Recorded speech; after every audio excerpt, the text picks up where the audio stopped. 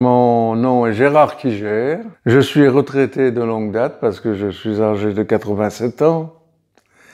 Et quand il faut parler d'Algérie, les souvenirs remontent très vite, mais ce sont des souvenirs de terrain. Essentiellement de terrain, c'est-à-dire de la parenthèse qu'ont connue dans leur vie les jeunes gens de l'époque, dans le Djebel, en ayant passé du bal du samedi soir au Djebel.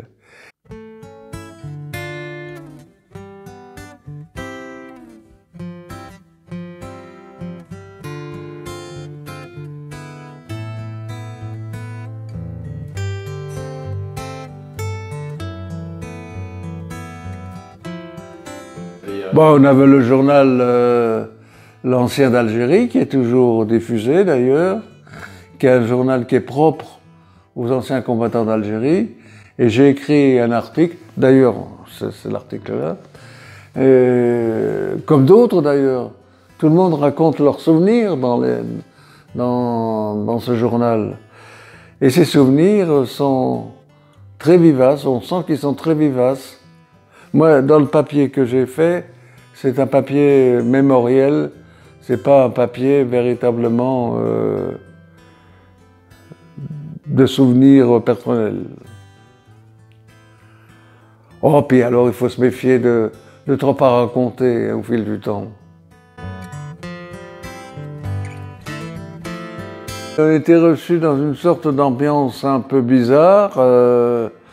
Personne ne voulait nous entendre raconter nos histoires et nous n'avions pas envie de les raconter parce qu'on ne voulait pas s'attirer le reproche de raconter plus que ce que nous avions fait. C'est un silence, comment dirais-je, de part et d'autre qui a été bizarrement ressenti.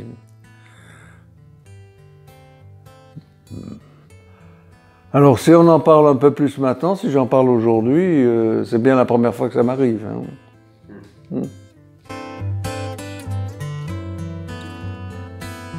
Et quelles sont les traces de cette expérience à la fois physique et psychologique? Ce sont des traces qui sont ineffaçables, c'est-à-dire le mûrissement des jeunes gens que nous étions. Quand on est parti, on avait 20 ans. Quand on est revenu, on avait toujours quelques années de plus, mais on était devenus des adultes accomplis. Et on a pu fonder une famille, justement, dans toute la plénitude de cet accomplissement, on avait mûri considérablement. Les jeunes gens avaient complètement disparu en Algérie. Je pense que c'est toute une génération qui était marquée par... Complètement, oui. Ah oui, toute une génération. On l'appelait la troisième génération du feu. Pourquoi? Pourquoi? Parce que les deux précédentes étaient les générations qui avaient connu les deux premières guerres mondiales. Et comme en France, on veut toujours, comment dirais-je, placer les événements dans des créneaux, on nous a baptisé la troisième génération du feu. C'est un vocable, c'est une appellation qui n'est pas complètement illégitime, parce que le feu, on l'a connu, effectivement, et nous étions bien la troisième génération après les deux premières, mais cette génération du feu, le temps fait son œuvre, nous sommes devenus des gens très âgés, et elle est en voie d'extinction. Mais elle est reprise, finalement, dans l'histoire de notre pays, parce qu'on appelle les OPEX, les opérations extérieures, qui est conduite par des militaires de carrière cette fois. Alors c'est peut-être la quatrième génération qui arrive, mais nous, on est en voie d'extinction.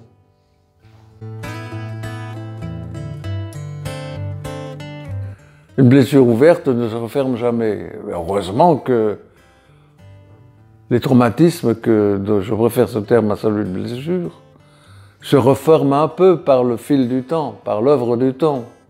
Je l'ai dit, lorsque nous sommes rentrés d'Algérie, nous les jeunes gens, on a repris goût à la vie tout simplement parce qu'on a repris nos activités professionnelles, nous avons fondé une famille et la vie reprenait son cours.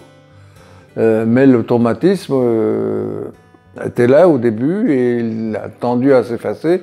Mais les blessures, non, on n'était pas blessés, on était traumatisés. C'est pas pareil.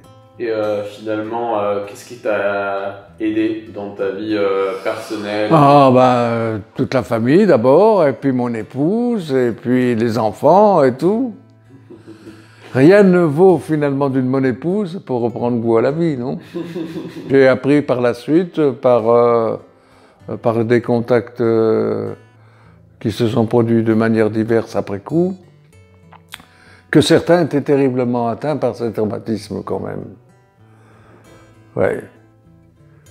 Et on en a fait état quand même de manière médicale dans plusieurs revues. Et je dois reconnaître que pour une fois, ils n'ont pas été exagérés. Parce que ils ont été réels quand même. Mais on peut faire, c'est toujours pareil. On a son identité, son comportement, son caractère. Moi, j'avais un caractère qui me glissait pas vers l'abandon, vers le renoncement. Un traumatisme, si une blessure a du mal à se guérir, un traumatisme peut se guérir. Avec la volonté, avec le secours d'autrui.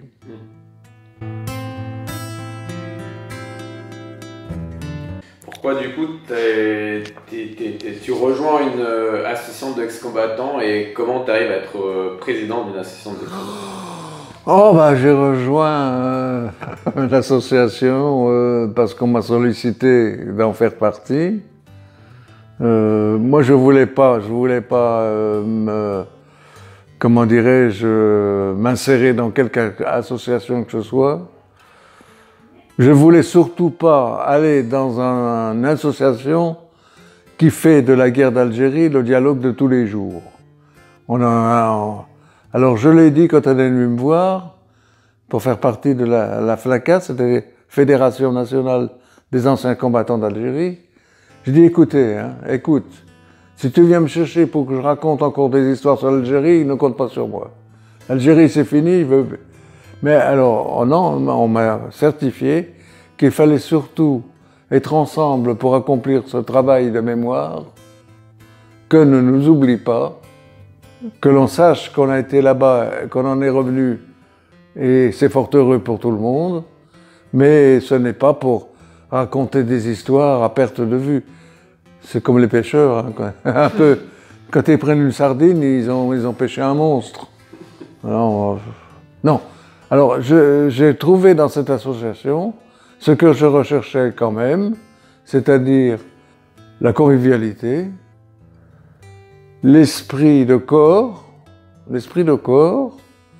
c'était ce qui anime les anciens combattants, et puis voilà, et puis ce travail de mémoire qui nous fait assister à chaque fois aux cérémonies, avec la volonté d'y participer le plus longtemps possible, si le temps nous en laisse le temps.